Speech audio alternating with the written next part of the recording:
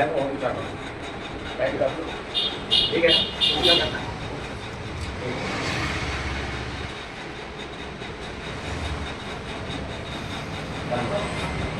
ठीक है।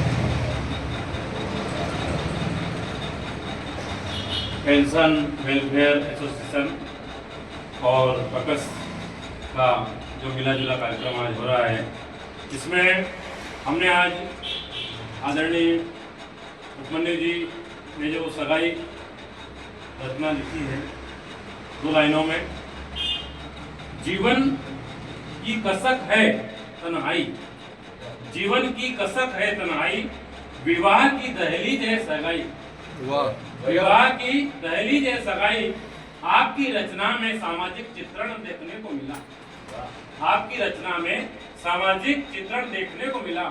आपको उपमन्यु जी बहुत बहुत बधाई। वाह, आपको उपमन्यु जी बहुत बहुत बधाई। ये तो मैंने कहानी रचना पर स्वागत में।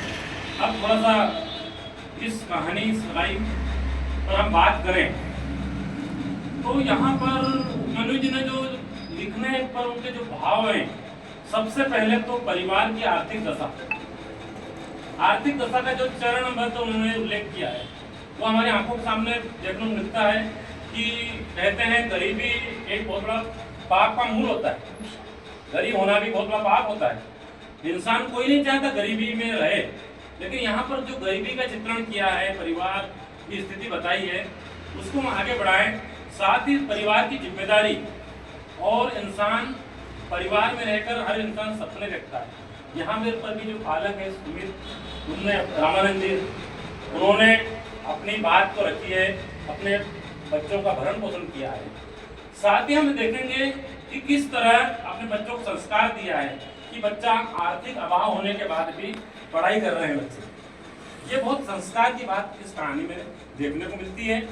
आगे हम बढ़ते हैं तो किस तरह उन्हें अवहेलना झेलनी पड़ती है कि लड़की का जन्म नहीं होना चाहिए, और उन दूसरे रचना का यहाँ पर दिया है कि अगर लड़की का जन्म होता है तो फिर उस पर लोग क्या करते हैं, अत्याचार करते हैं। यहाँ पर एक कहें तो एक तरीके से कुप्रथा भी है, लड़का या लड़की, हम यहाँ पर दोनों में अंतर नहीं समझे, लेकिन एक सोच व्यक्ति के अंदर है कि लड़की अगर शादी होगी तो उसके ससुराल वाले उस पर अत्याचार करेंगे, आरोप लगाएंगे।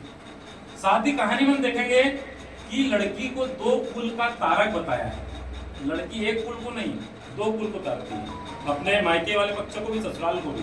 तो यहाँ पर लड़की को कितना दीपक की तरह उजियारा बताया है। तो कहानी ने जो मोड़ ली है, बाद में यहाँ चित्रण क्या है सगाई का।